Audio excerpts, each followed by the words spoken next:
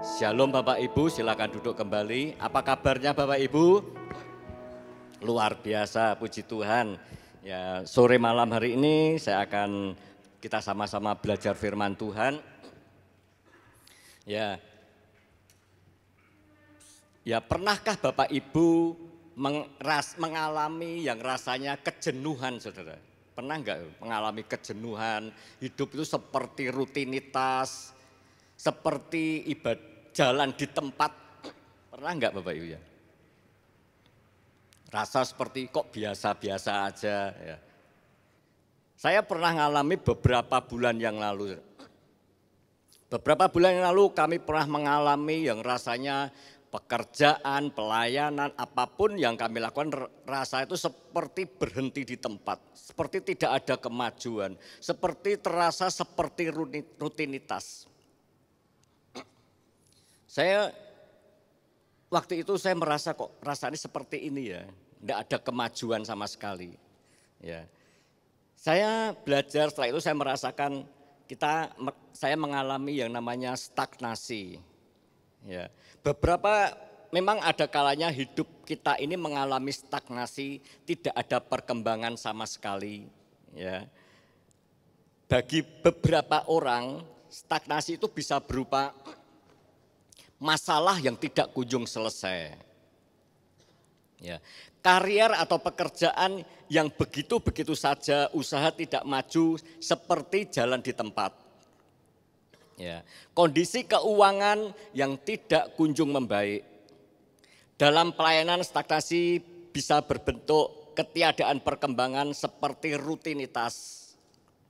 Ya, dalam kerohanian stagnasi bisa berbentuk seperti bayi ya, yang masih memerlukan susu, ya, tidak ada perkembangan. Ya, biasanya stagnasi ini adalah hidup tanda adanya suatu masalah yang tidak kunjung selesai. Ya, untuk keluar dari stagnasi ini enggak seperti membalikkan telapak tangan, tapi butuh waktu. Butuh waktu ya, tapi kalau kita mau bertindak keluar dari stagnasi dari setahap demi setahap, step by step. Ya, kita dari pengalaman ini, dari kejadian yang saya alami ini, ya saya pernah mengalami yang stagnasi 6 bulan yang lalu. Saya merasakan terjadi kekeringan dalam hidup saya, ya pekerjaan, pelayanan seperti hambar, seperti biasa-biasa aja. Seperti kering. Ya, setelah saya membaca firman Tuhan ini, firman Tuhan yang luar biasa menurut saya yang menjadi kekuatan buat saya. Firman Tuhan ini yang memotivasi saya yang dari stagnasi, dari masalah stagnasi sampai saya ini benar-benar mengalami terobosan yang luar biasa. Ya, kita akan bagikan ya. Kita melihat di Hakim-Hakim 6 ayat 12 sampai ayat yang ke-13.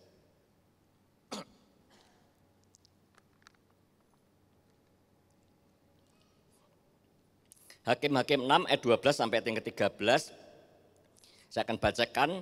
Malaikat Tuhan menampakkan diri kepadanya dan berfirman kepadanya demikian.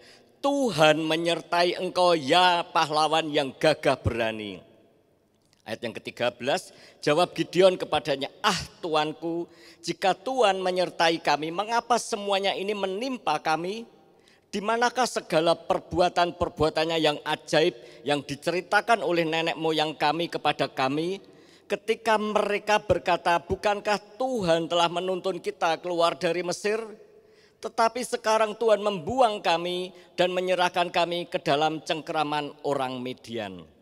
Ya, Gideon mengalami stagnasi hidup, kondisinya mengalami kelemahan seperti rutinitas, hidup di dalam ketakutan. Kalau saudara belajar di Hakim-Hakim 6 dari awal, kita melihat bagaimana bangsa Israel dan Gideon ini mengalami penindasan dari bangsa Midian dan Amalek. Di mana bangsa Midian dan Amalek itu berkemah di sekitar area orang-orang Israel. Di sekitar penduduk orang-orang Israel, dia berkemah di sepanjang jalan. Waktu bangsa Israel sedang menabur benih, saudara, benihnya itu dirampas saudara. Dirampas, bahkan kambing dombanya pun dirampas saudara. Sehingga bangsa Israel mengalami yang namanya kemelaratan.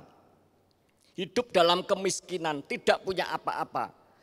Makanya dia kalau ada apa dia sembunyi-sembunyi seperti Gideon waktu mengirik. Itu dia sembunyi-sembunyi karena apa? Dia dalam kondisi ketakutan. Nah itu berjalan dalam kurun waktu 7 tahun. Cukup waktu yang lama sehingga membuat Gideon dan bangsa Israel mengalami yang namanya trauma-trauma masa lalu. Ya, Gideon mengalami trauma masa lalu dalam kehidupannya sehingga membuat gambar diri Gideon ini menjadi rusak. Sehingga Gideon menjadi tawar hati, merasa tawar hati. Waktu malaikat Tuhan mengatakan, Gideon kau adalah pahlawan yang gagah berani. Dikatakan, Tuanku, ya Daud, mosok iyo ya Daud seperti itu. Mosok iyo, aku itu kok pahlawan. Dari pandangan mata Gideon, Gideon ini adalah orang yang biasa. Ya. Gideon adalah orang yang menurut pandangan ada orang yang negatif. Ya. Kita melihat bagaimana Gideon bisa pulih dari keadaan yang semula. Ya, dikatakan ayat yang ke-12, bagaimana kondisi Gideon bisa bangkit dalam mengatasi stagnasi dalam kehidupannya. Gideon bisa dipulihkan. Tuhan katakan ayat yang ke-12, malaikat Tuhan menampakkan diri kepada dan berfirman kepadanya demikian, Tuhan menyertai engkau ya pahlawan yang gagah berani. Ya, Gideon mengalami trauma masa lalu di mana kehidupannya yang membuat mental Gideon menjadi lemah, imannya semakin lemah. Ya, tapi Tuhan mengatakan engkau pahlawan yang gagah berani. Gideon diberi motivasi pada malaikat Tuhan bahwa engkau orang yang luar biasa. Engkau ada di pandangan mata Tuhan, dari kacamata, dari sudut pandang mata Tuhan, engkau adalah pahlawan. Tapi Gideon merasa dari kacamata sendiri, aku ini isa apa, aku gak bisa apa-apa. Ya, aku ini dari kaum yang paling kecil, aku ini orang yang paling muda. Aku itu gak bisa. Tapi Tuhan punya pandang yang berbeda, kamu punya potensi yang luar biasa, bahwa kamu itu adalah pahlawan. Ya, seringkali kita juga demikian saudara, kita menganggap bahwa kita ini gak bisa apa-apa dari sudut pandang. Tapi Tuhan melihat dari kacamatanya dia itu adalah orang yang punya potensi. Bagaimana Gideon bisa pulih? Yaitu dengan memaksimalkan potensi. Ya, yang pertama itu memaksimalkan potensi. Sekalipun Gideon mengalami trauma masa lalu, gambar diri yang rusak sehingga membuat Gideon ini menjadi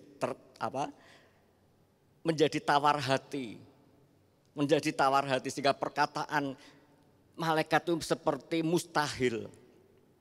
Ya, perkataan malaikat itu sebenarnya ada unsur membangun, membangun dari trauma masa lalu, membangun gambar diri Gideon yang rusak. Ya. Kalau sudah beberapa bulan yang lalu di banyak hamba Tuhan mengatakan gambar diri termasuk fatherless, ya saudara ingat ya fatherless. Fatherless itu mungkin ada yang enggak ngerti fatherless itu apa ya. Ya fatherless adalah minimnya peran ayah bagi anak dalam keluarga. Ketiadaan bapak ayah dalam keluarga, saudara. Ya. Tidak ada peran ayah dalam keluarga itu ada beberapa faktor. Yang pertama mungkin ayahnya meninggal sehingga tidak ada faktor fatherless di dalam keluarganya. Mungkin yang kedua karena cerai, suami istri cerai sehingga suaminya ini tidak bersama sehingga anaknya yang ikut istrinya sehingga tidak ada peran orang tua. Atau sebaliknya dia punya bapak tapi tidak berperan aktif seperti beberapa minggu yang lalu waktu hambanya memberikan video yang motivasi yang luar biasa. Bagaimana ayah yang sibuk di dalam pekerjaannya sehingga dari kesibukannya sehingga dia tidak ada waktu untuk memperhatikan anak-anaknya. Ya, dari ketiga gambaran fatherless ini ya membuat gambar diri menjadi rusak. Saya akan cerita pengalaman pribadi saya, saudara. Saya juga termasuk orang yang fatherless, karena di Indonesia ini fatherless dikatakan menjadi peringkat ketiga. Saya ini adalah fatherless, saudara. Tapi fatherless karena ditinggal papa saya waktu papa saya berumur 1 tahun. Papa saya itu sudah meninggal, saudara. Waktu papa saya ini pekerjaannya adalah mbatiak, tahu ya mbatiak mungkin. Mbatiak itu kerja Polowijo, saudara. Polowijo papa saya itu kerjanya ambil barang mungkin seperti di Madiun atau Magetan itu musim apa gitu ya. Itu membawa uang pergi sana gitu, terus dia ambil barang dijual ke Blora gitu. Waktu itu papa saya dan saya itu tinggal di desa, saudara. Di Randu Blatung, saudara. Ya. Waktu tahun 66 papa saya itu bawa uang ya permokulaan ke Madiun, di waktu jago terjadi kecelakaan. Papa saya meninggal. Ya, papa saya meninggal sehingga membuat keluarga kami itu shock berat, saudara. Ya, keluarga saya shock berat bagaimana kami itu 4 bersaudara, saudara. Waktu papa saya meninggal, kakak tertua saya itu baru umur 9 tahun. Bayangkan, saudara, umur 9 tahun, mama saya dalam kondisi tidak bekerja sebagai ibu rumah tangga, ditinggal suaminya meninggal. Saya bisa membayangkan bagaimana syoknya. Dan itu juga dialami oleh anak-anaknya tuh. Ya. Dari ketiadaan papa saya, ya, waktu umur 1 tahun, ini membentuk kondisi fisik saya ini bertumbuh berbeda, saudara. Saya ini dari ketiadaan papa saya ini membuat saya ini orang yang cuek, saudara. Saya itu orang yang cuek, saudara. Orang yang kurang perhatian, ya kurang perhatian.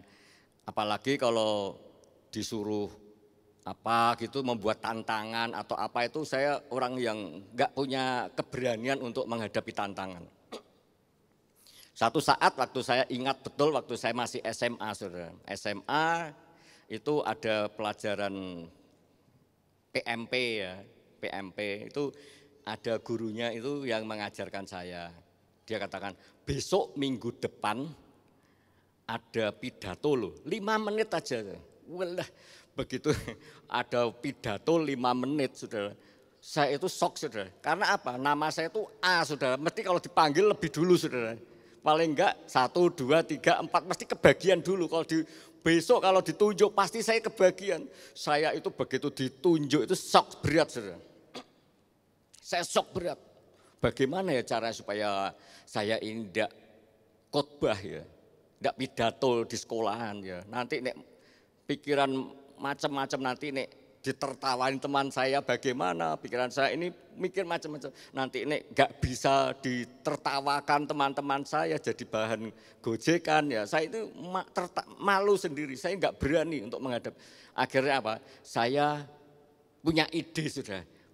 Saya pura-pura sakit, sudah, meriang ya. Mah, aku sakit besok enggak masuk ya. Akhirnya mama saya membuat surat izin karena sakit ya. Begitu besok pidato lolos, saudara, puji Tuhan. Itulah mental saya itu enggak berani untuk seperti itu tuh enggak berani. Itu tipe saya. Ya.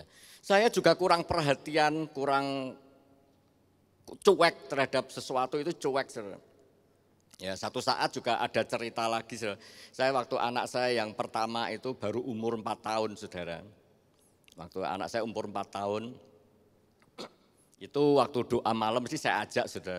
Kadang-kala ya tidur di doa malam itu di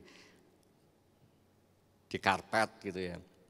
Ya, kadang-kala waktu mau masuk itu ada seorang ya teman pelayanan ya. Dia ngudang anak saya, panggil saya Papa Ming, panggil Papa dengan guyonnya begitu mesranya, begitu akrabnya. Saya itu bisa membayangkan, saudara, loh aku itu sing duwe anak gak iso seperti itu loh. Saya itu iri, saudara. Saya iri. Ming itu apa? Bapak almarhum Yudi Cahyati, begitu cintanya dengan anak, begitu dipuja, dipeluk, panggil Papa Ming, digendongi, dirangkul, wah begitu. Aku itu enggak bisa seperti itu. Dalam hati saya, aku itu anak, kue gak bisa seperti itu, tapi kok orang lain bisa seperti itu. Itulah gambar diri saya yang rusak karena tidak ada kebapaan dalam hidup saya.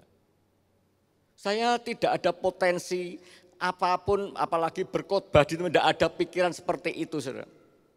Pernah waktu ditunjuk sebagai FA, mungkin di Melangsen pernah ya, mungkin ada yang pernah FA dengan saya. Saya pernah khotbah disuruh tunjuk sama Pak Maswan, khotbah ya, kamu ya Gus ya. Jangan dulu, tak tolak berkali-kali, saya tolak berkali-kali. Saking berkali-kali nolak saya tidak bisa mengelak. Ya besok tak coba, saya baca firman yang dapat dari, ya saya baca terus. Saya baca seperti orang membaca. Pernah lagi ditunjuk lagi berkali-kali, pernah satu saat ditunjuk mau firman listrik padam, saudara. Bayangkan saudara, saya membaca listrik padam, enggak bisa wes khotbahnya ngalor ngidul, saudara. Ngalor ngidul, saudara. Enggak bisa apa-apa. Itulah gambaran diri saya yang rusak. Ya. Kita tahu bahwa waktu saya sharing tadi dengan istri saya, ternyata istri saya juga fatherless, saudara. Dia katakan, tapi fatherlessnya istri saya katakan papahnya itu tidak perhatian terhadap anak-anaknya, kurang perhatian. Tapi masalah pendisiplinan, masalah menghajar itu bagian papahnya, saudara. Ya, dia katakan, makanya kalau saya dengan anak-anak saya jarang menghajar atau mencubit atau memukul jarang. Tapi istrinya sering, karena apa? Terekam memorinya terhadap orang tuanya. Karena apa? Dari gambar diri papanya itu dia adalah eksekutor, mengajar, mendisiplin anak-anaknya sehingga itu terekam. Ya, itulah gambaran. Juga kita melihat Gideon juga mengalami yang sama. Gideon punya yang enggak baik. Tapi dia punya mau untuk dia itu berjuang. Dia mau terus berjuang. Ya, bahwa kita kadangkala ini, kehidupan kita ini seperti itu, enggak bisa apa-apa. Tapi sebenarnya Tuhan itu memberikan potensi di dalam hidup kita. Saya percaya yang hadir di tempat ini, saya percaya punya potensi, punya talenta. Masing-masing setiap orang pasti diberikan 1 talenta, 2 talenta, 5 talenta. Tapi yang menjadi pertanyaan, kadangkala talenta itu tidak dikembangkan, hanya dipendam seperti 1 talenta itu. Ada yang 2 talenta menjadi 4 talenta, yang 5 talenta menjadi 10 talenta. Tapi yang 1 talenta dipendam. Itu gambaran apa? Orang yang tidak bisa memaksimalkan potensi yang ada. Ya, kita percaya bahwa setiap orang punya potensi. Satu saat saya teringat ada kesaksian yang luar biasa di mana ada seorang anaknya yang kena AIDS, kena AIDS sehingga orang tuanya ini panik. Waktu itu belum ada obatnya, panik dia cari ke dokter ke sana, tidak bisa, belum menjamin kesembuhan. Dia panik. Waktu dia bilang sama neneknya, ibunya dari nenek dari anaknya itu, dia cerita akhirnya dia ada seorang pendoa syafaat yang hebat. Dia pendoa syafaat, dia berdoa. Tak didoakan anaknya, didoakan berkali-kali, berhari, berbulan. Akhirnya anak itu sembuh total. Sekalipun nenek ini mungkin tidak ada potensi, tapi dia punya potensi. Potensi pendoa. Saya percaya di sini pasti punya potensi berdoa, bisa semua ya Bapak Ibu. Ya, saya percaya di sini semua bisa berdoa, saudara. Tapi kadang-kadang kita tidak gunakan potensi. Kalau kita berdoa mungkin ojo-ojo doaku salah, nanti doa-doaku kita takut. Ya, kadang-kadang seperti itu. Aku nggak bisa doa, doaku ya biasa-biasa aja ya. Kita mau latih, kita maksimalkan apa? Setiap orang punya potensi. Tuhan akan mengembangkan potensi yang ada. Ya, Tuhan akan mengembangkan talenta kita, supaya talenta kita ini berkembang. Seperti saya enggak bisa apa-apa Tuhan, tapi bisa sampai berdiri ini karena kemurahan Tuhan. Saya terus belajar, saudara. Saya terus belajar bagaimana saya sekalipun enggak punya papah secara jasmani, tapi saya punya papah secara rohani yang terus membimbing saya. Saya terus berdoa, muji, menyembah Tuhan. Roh Kudus yang memberikan, yang mengajar saya untuk saya terus berkembang, saya untuk terus maju, saudara. Ini saya menjadi pembelajaran penting, saya terus belajar maju, saya terus belajar untuk dengar renungan, belajar untuk baca firman. Sehingga melalui itu kami boleh dikuatkan, kami bisa berdiri sampai di tempat ini karena kasih karunia kemurahan Tuhan. Ya, saya percaya setiap orang punya potensi, saudara. Ya, kalau kita melihat waktu Tuhan Yesus, ya, waktu dia ke Gerasa, waktu Tuhan Yesus ke Gerasa, dia menjumpai seorang yang kerasukan setan yaitu Legion. Ya, saking banyak dia diberi nama Legion. Waktu dia datang kepada seorang yang kerasukan setan, dia membebaskan orang yang kerasukan setan ini. Dia sembuhkan dengan apa? Mengusir roh setan ini masuk ke dalam babi-babi.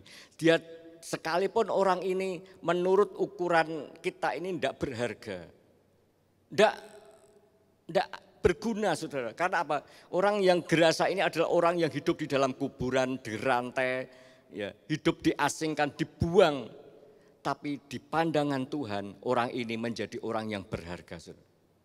Sekalipun kelihatan tidak ada potensi, tidak berharga, tapi di pandangan mata Tuhan, itu dia menjadi orang yang berpotensi. Menurut ukuran manusia, dia itu tidak ada harganya, tidak ada nilainya. Tapi menurut pandangan kacamata Tuhan, dia itu ada potensi yang luar biasa. Sehingga dia mendatangi seorang gila yang di Gerasa itu.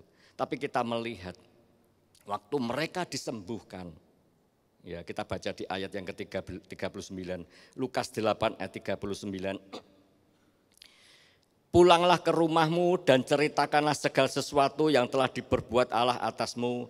Orang itu pun pergi mengelilingi seluruh kota dan memberitahukan segala apa yang telah diperbuat Yesus atas dirinya.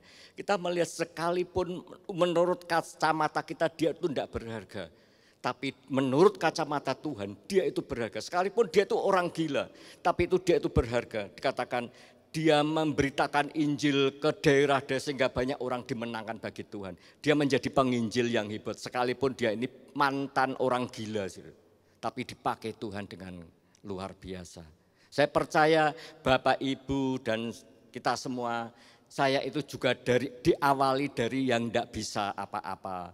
Yang dari perasaan minder, takut, ya, cuek, kurang perhatian. Tapi Tuhan bisa ubah saya menjadi orang yang berpotensi. Demikian juga Bapak Ibu, kita juga bisa dipakai Tuhan menjadi orang yang potensi. Amin saudara. Siapa yang mau menjadi orang yang potensi bisa angkat tangan saudara. Ya kita percaya bahwa kita ini berharga di mata Tuhan. Kita ini ada orang yang berpotensi di mata Tuhan.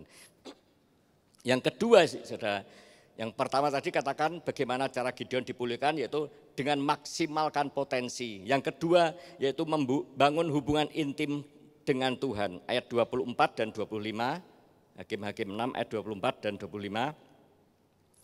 Lalu Gideon mendirikan mezbah di sana bagi Tuhan dan menamainya Tuhan itu keselamatan. Mezbah itu masih ada sampai sekarang di Ofra kota Abiezer.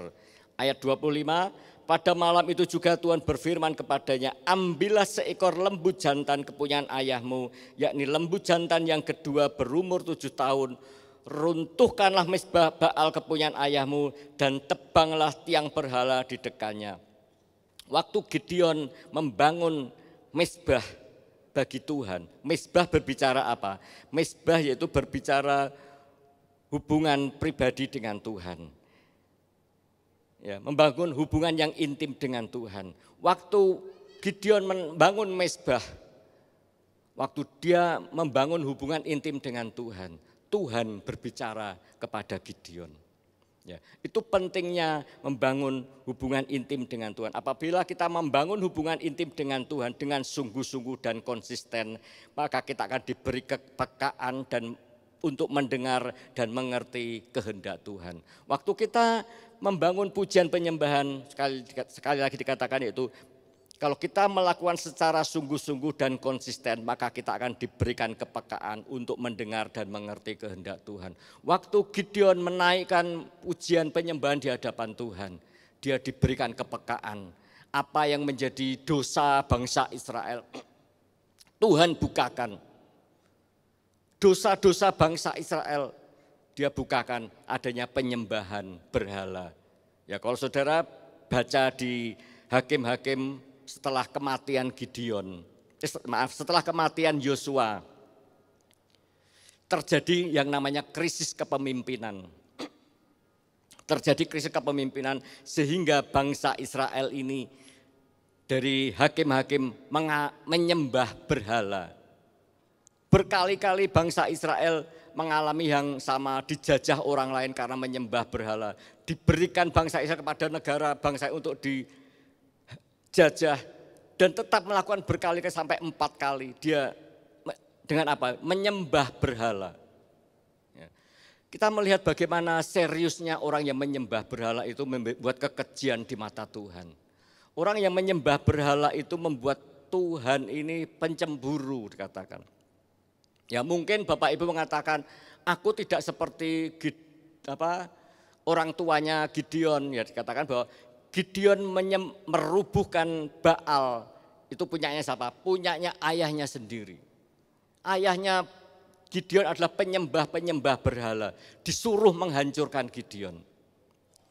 Karena Gideon takut, akhirnya dia dengan sembunyi waktu malam, dia merobohkan Baal. Nabi Baal dirobohkan dan tiang penyembahan berhala dihancurkan.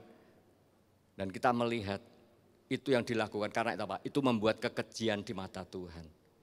Ya, karena itu penting, seringkali bangsa Israel jatuh dalam ke bangsa asing karena apa? Terlibat di dalam penyembahan kepada ilah-ilah lain. Ya seperti saya katakan tadi, aku tidak menyembah berhala, aku tidak menyembah ilah lain. Tapi dikatakan bahwa mencintai segala sesuatu lebih dari Tuhan itu dikatakan berhala. Mencintai lebih segala sesuatu daripada Tuhan itu berhala. Saudara. Kalau kita cinta uang, saudara, berlebihan, saya pun juga cinta uang, saudara. Kalau kita cinta uang, pekerjaan, wis pokok cari duit, mumpung kita masih muda cari duit. Ya, tidak perhitungan besok minggu ke gereja, tidak penting, pokok dikerja, saudara. Ya, itu membuat kita ini enggak berkenan di hadapan Tuhan. Karena apa? Kita fokusnya di situ, saudara. Kita pekerja itu mengikat dalam kehidupan kita, itu yang Tuhan kurang berkenan. Ya contoh lagi mungkin hobi mungkin sepedaan, jalan-jalan, boleh aja. Tapi kalau hobi itu mengikat sehingga kita sampai lupa di dalam menyembah Tuhan, dalam mengiring Tuhan, itu kurang berkenan di hadapan Tuhan. Atau mungkin seperti dikatakan lagi, lihat film drakor, ya. Boleh aja, tapi jangan itu mengikat dalam kehidupan kita. Karena apa? Kalau itu mengikat sehingga kita ini hubungan dengan Tuhan itu menjadi kurang, saudara. Itu kurang berkenan di hadapan Tuhan.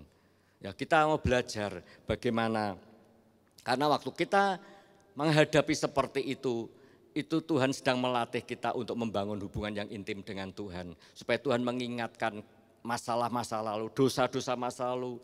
Ya, supaya Tuhan ingatkan, supaya kita ini mau terus fokus ke depan, untuk kita terus mau berjalan bersama Tuhan. Karena apa? Masih jalan panjang, ada perjuangan untuk kita mengalami kemenangan. Ya, ada jalan yang panjang untuk kita untuk memperoleh kemenangan. Yang ketiga, saudara, yaitu iman yang bertumbuh. Ya, iman adalah modal yang powerful yang dimiliki orang percaya. Ya, iman merupakan suatu tindakan orang percaya, penyangkalan diri, sehingga orang tidak lagi mengandalkan kekuatannya sendiri, tetapi melekatkan diri pada kuasa Tuhan dan perkataan Tuhan Yesus. Ya, kita melihat bagaimana iman Gideon itu iman yang bertumbuh, saudara. Ya, kita jangan seperti iman hanya berhenti di tempat, tapi kita mau belajar dari Gideon. Gideon adalah punya iman yang bertumbuh. Waktu Gideon di ayat 13 dikatakan, jawab Gideon kepadanya, Tuanku, jika Tuhan menyertai kami, mengapa semuanya itu menimpa kami? Di manakah segala perbuatan yang ajaib yang diceritakan oleh nenek moyang kami kepada kami? Ketika mereka berkata, bukankah Tuhan telah menuntun kita keluar dari Mesir, tetapi sekarang Tuhan membuang kami dan menyerahkan kami ke dalam cengkeraman orang Midian. Ya, Gideon percaya kepada Tuhan karena apa? Atas perbuatan bangsa Israel, Tuhan yang telah menuntun bangsa Israel keluar dari Mesir. Gideon percaya akan janji Tuhan dari cerita nenek moyangnya. Ya, ada orang Kristen yang mempunyai iman seperti ini. Ia percaya mujizat tapi bukan karena mengenal Allah, namun dia mendengar dari cerita orang lain. Ya. Banyak orang Kristen hanya percaya menurut cerita orang lain. Banyak orang Kristen percaya oleh hamba-hamba Tuhan, tapi dia tidak punya pengalaman pribadi bersama Tuhan. Orang yang punya iman seperti ini sangat berbahaya, saudara. Dia hanya sekedar percaya. Orang yang demikian ini waktu menghadapi ujian, imannya itu akan luntur. Waktu mereka sedang diperhadapkan dengan masalah, imannya akan hilang, saudara. Ya, orang-orang yang demikian ini imannya gampang luntur, saudara. Waktu menghadapi masalah, mereka akan meninggalkan Tuhan. Tidak jarang orang yang seperti ini, kadang iman Kristennya ini kurang kuat. Waktu mereka sedang cari pekerjaan, mereka dilihat KTP-nya, oh kamu Kristen ya. Nek kamu enggak Kristen, aku terima kamu jadi pekerjaan. Orang yang demikian gampang meninggalkan Tuhan, saudara. Orang yang demikian gampang meninggalkan kepercayaan pada Tuhan. Orang yang sekedar percaya, asal percaya, tapi tidak punya pengalaman pribadi bersama Tuhan. Itu imannya kadang kuat, kadang enggak. Gitu. Karena berdasarkan imannya itu iman sebatas percaya saja. Orang demikian ini kurang beriman, kurang pas, saudara. Ya, kita melihat Gideon juga mengalami yang sama, dia percaya cerita nenek moyang. Sehingga dia ini imannya kurang pas, waktu dia ketemu malaikat, dia kurang percaya, kurang respon terhadap janji Tuhan. Ya, itu iman yang bertumbuh secara percaya tapi tidak punya pengalaman pribadi. Yang kedua, iman yang minta bukti. Hakim-Hakim 6 ayat 7. Hakim-Hakim 6 ayat 17, maaf. Maka jawabnya kepadanya, jika sekiranya aku mendapat kasih karunia di matamu, maka berikanlah kepadaku tanda bahwa engkau sendiri yang berfirman kepadaku. Ya, iman yang kedua yang bertumbuh, iman yang minta bukti. Ya, Gideon minta bukti, nek aku akan menyertai, Tuhan akan pimpin menyertai bangsa Israel melawan Midian. Aku minta bukti. Orang yang iman seperti iman yang masih kurang percaya, imannya masih lemah. Ya, minta bukti dulu. Orang yang seperti ini imannya iman yang ragu-ragu. Kalau saudara baca di kisah Thomas, Thomas juga mengalami yang demikian. Ya, Thomas sempat mengalami keraguan-raguan. Ya, Thomas sempat mengalami ketidakpercayaan waktu Tuhan Yesus bangkit. Dikatakan, aku sudah melihat Tuhan Yesus, bahwa Tuhan Yesus bangkit. Tapi Thomas mengatakan, sekali-kali aku tidak percaya sebelum tanganku mencucukkan di atas tangan dan mencucukkan jariku di atas lambungnya. Aku sekali-kali tidak percaya. Thomas mengatakan, kenapa? Dia tidak percaya. Ya, kita baca di Yohanes 20 ayat 25. Maka kata murid-muridnya yang lain itu kepadanya, kami telah melihat Tuhan. Tetapi Thomas berkata kepada mereka, sebelum aku melihat bekas paku pada tangannya, dan sebelum aku mencucukkan jari ke dalam bekas paku itu dan mencucukkan tanganku ke dalam lambungnya, sekali lagi aku tidak akan percaya. Thomas memiliki iman yang ragu-ragu, kurang percaya. Sekalipun sudah melihat bukti, sudah punya pengalaman, atau sudah punya pengalaman pribadi bersama Tuhan. Thomas melihat bagaimana Tuhan mengerjakan suatu perbuatan yang ajaib. Thomas melihat, tapi dia menjadi orang-orang yang peragu. Ya, orang-orang yang demikian ini biasanya melihat dulu baru percaya, saudara. Orang yang tipe ini tidak mau bertindak, dia ragu-ragu. Ragu-ragu dalam ambil keputusan. Ya, waktu kita disuruh, ayo doakan orang sakit, muncul keraguan-raguan, gak berani, nanti tak doakan malah mati gimana. Disuruh doakan, ayo doakan, gak iso doakan saya. Tidak berani melangkah, saudara. Orang yang demikian seperti orang ragu-ragu dalam ambil keputusan. Dia ragu-ragu dalam mengambil tindakan. Ya, itu gambaran orang yang percaya minta bukti. Dia itu imannya lebih baik dari yang pertama. Dia sudah punya pengalaman pribadi, tapi dia tidak mau bertindak. Ini banyak terjadi dalam kekristenan saat kami pun juga pernah mengalami seperti itu, saudara. Imannya pasif, saudara. Kita hanya dengar, pasif, percaya, mengenal Tuhan, benar. Tapi kita tidak ada tindakan, saudara. Itu kurang baik, saudara. Ya, kita mau belajar supaya kita ini punya iman yang mau bertindak, saudara. Seperti Thomas, orang yang peragu, orang yang ragu-ragu dalam keputusan. Tapi waktu ketemu dengan Tuhan Yesus, Thomas, kamu tunjuk, masukkan jarimu, tanganmu ke atas jariku, dan cucukkan tanganmu ke atas lambungku. Dia akhirnya berdoa, minta ampun, menyembah kepada Tuhan. Benar, engkau adalah Tuhan. Dia menyembah. Waktu ada terjadi pemulihan, dia baru percaya. Ya, Thomas percaya kepada Tuhan, akhirnya di dalam pelayanannya dia sungguh-sungguh melayani Tuhan dengan memberikan sepenuh waktu hidupnya untuk Tuhan. Dia melayani di India, saudara. Waktu dia melayani di India dengan sungguh-sungguh memberitakan firman Tuhan di India.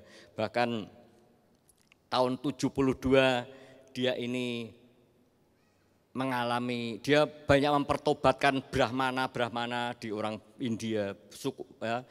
Brahmana banyak yang disembuhkan. Tapi waktu tahun 72 dia dibunuh di dekat Milapore, yaitu sekarang namanya Madras, dimasukkan di dalam lubang dan ditombak, saudara. Itu gambaran Thomas, yang orang yang peragu, tapi ketemu Tuhan, dia percaya, dipakai Tuhan menjadi orang luar biasa, dipakai Tuhan dengan luar biasa. Inilah gambaran orang yang percaya tapi tidak mau bertindak. Orang yang tipe iman seperti orang yang ragu. Orang yang ragu-ragu untuk mengambil tindakan.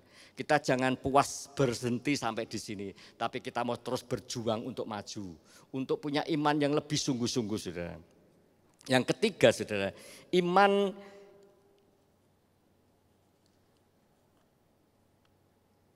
yaitu yang berjalan dalam kemustahilan. Iman yang berjalan dalam kemustahilan, Hakim-Hakim 7 ayat 7.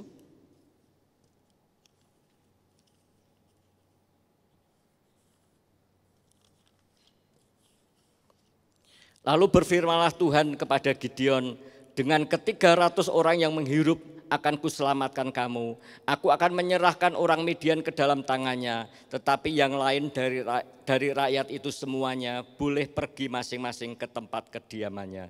Ya, kalau kita melihat di dalam strategi peperangan, biasanya antara jumlah pasukan itu harus seimbang, saudara. Kalau kita melihat pasukan orang Midian itu jumlahnya 135.000. Sedangkan pasukan Gideon itu semula 32.000. Tuhan katakan itu terlalu banyak, dikurangi lagi, itu sudah tidak imbang, saudara. 135 dengan 32.000 tidak imbang, dikurangi lagi menjadi 10.000, itu malah tidak imbang lagi. Dikurangi lagi menjadi 300 orang, saudara.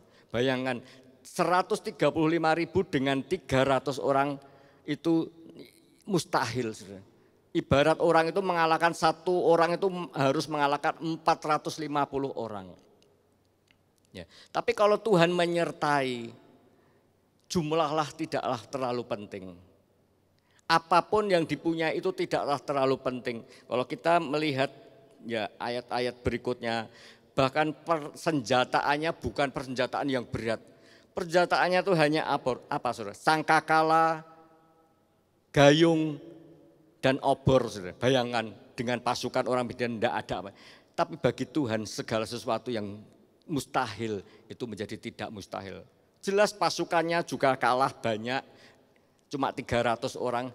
Persenjataannya juga kalah, saudara. Menurut hitung-hitungan itu dia sudah kalah, saudara. Tapi bagi Tuhan itu luar biasa. Bagi Tuhan jumlah tidaklah terlalu penting. Kalau Tuhan menyertai, jumlah itu hanyalah sesuatu yang kurang tidak penting bagi Tuhan. Ya, Tuhan melakukan banyak hal-hal yang mujizat. Ya, seperti waktu Elia mengalahkan 450 Baal, seorang diri mengalahkan 450 Baal. Kalau Tuhan menyertai, kuasa Tuhan itu begitu dahsyat, saudara. Bahkan 5 roti 2 ekor ikan bisa mengenyangkan 5.000 orang laki-laki dan lebihnya 12 bakul. Apapun yang kita di tangan kita mungkin terlalu sedikit, apa yang kita punyai mungkin enggak seberapa, tapi di tangan Tuhan kita itu menjadi orang-orang yang luar biasa, saudara, orang yang dahsyat, saudara. Mari kita mau belajar dari kesaksian ini, kejadian ini, kita mau belajar bagaimana Tuhan memberkati.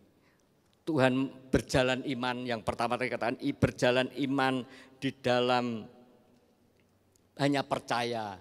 Yang kedua beriman karena melihat dulu baru percaya, minta bukti. Yang ketiga berjalan dalam kemustahilan. Tuhan inginkan kita punya iman yang seperti itu. Kita jangan punya iman yang diam di tempat, tapi kita terus mau berjuang, punya iman di dalam iman kemustahilan. Karena apa? Kita melihat sesuatu perkara-perkara yang besar, yang ajaib. Kita melihat juga Tuhan lakukan perkara-perkara yang ajaib. Waktu Elia bertemu dengan janda Sarfat, dia mempunyai segenggam tepung dan minyak dalam buli-buli. Tapi di tangan Tuhan, minyak segenggam dan buli-buli dalam minyak itu tidak habis sampai 3 tahun. Kita percaya bahwa di tangan Tuhan segala sesuatu yang kecil tapi dibuat Tuhan menjadi luar biasa kalau Tuhan menyertai kehidupan kita. Ya, kita percaya bahwa tangan Tuhan kalau menyertai itu luar biasa. Apapun mungkin modal kita tidak kuat, mungkin keuangan kita hanya sedikit. Tapi percayakanlah sesuatu yang sedikit di hadapan Tuhan. Itu Tuhan sanggup melipat gandakan. Tuhan sanggup memberkati menjadi berlipat-lipat kali ganda. Itulah kita berjalan di dalam kemustahilan. Ya. Beri kemuliaan buat Tuhan kita. Allah kita adalah Allah yang ajaib, Allah yang dahsyat, Allah yang luar biasa. Ya. Kita mau berjalan seperti Tuhan, punya Allah yang luar biasa. Kita mau berjalan bersama Tuhan karena berjalan di dalam kemustahilan. Ada 3 hal yang saya katakan tadi, bagaimana Gideon bisa bangkit dari kondisi stagnasi, dari perlahan-perlahan dia dimaksimalkan potensi, sekalipun dia tidak ada dasar untuk potensinya. Ini orang-orang yang biasa-biasa aja, orang pengecut, tapi dikatakan kok adalah pahlawan yang gagah perkasa. Dia mengingatkan bahwa kamu itu punya potensi yang luar biasa. Yang kedua, dia katakan miliklah hubungan yang intim dengan Tuhan. Bangun mezbah, karena di situ akan waktu kamu sungguh-sungguh ada suara Tuhan, ada perkenanan Tuhan, ada nasihat, ada doa, ada teguran yang membuat Gideon ini peka mendengar suara Tuhan. Yang ketiga, Gideon mulai tumbuh percaya. Sekalipun percayanya masih ragu-ragu, dia percaya asal percaya, dia percaya atas cerita nenek moyang, tapi dia tetap percaya. Dia terus bertumbuh lagi menjadi percaya dengan minta tanda.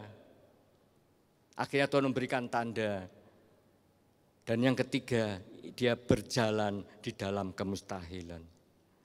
Inilah yang Tuhan mau dalam hidup kita. Kalau saudara mau bangkit dari kestagnasi, kita mau percaya bahwa Allah yang kita sembah adalah Allah yang sama. Kalau mungkin saudara mengalami keterpurukan, katakan dalam diri saudara, aku ini pahlawan, saudara. Katakan demikian. Kalau saudara mengalami keterpurukan, aku ini pahlawan. Kalau mungkin katakan, aku ini orang sakit-sakitan, katakan, aku ini tubuhku bukan tubuh sakit penyakit, tapi tubuh bait Allah. Kalau mungkin saudara katakan, Bapak gak ngerti ya, utangku akeh ya, katakan di dalam 2 Korintus 9 ayat 8. Dan Allah sanggup melimpahkan segala kasih karunia kepada kamu, supaya kamu senantiasa berkecukupan di dalam segala sesuatu, dan malah berkelebihan di dalam berbagai kebajikan.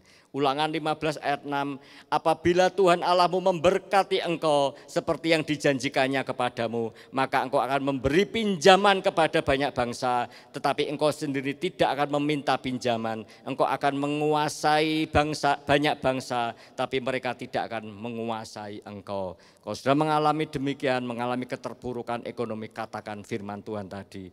Saudara dan saya bukan orang pecundang, tapi saudara adalah orang yang pemenang. Kalau saudara mengalami kehidupan yang sama seperti Gideon, Tuhan juga bisa bangkitkan buat saudara untuk menjadi pemenang-pemenang. Amin saudara. Mari kita bangkit ya. Iman kita mau terus bertumbuh. Jangan merasa aku enggak mampu. Kita bangkit karena setiap orang punya potensi saudara. Saya undang song leader singer Sikaral.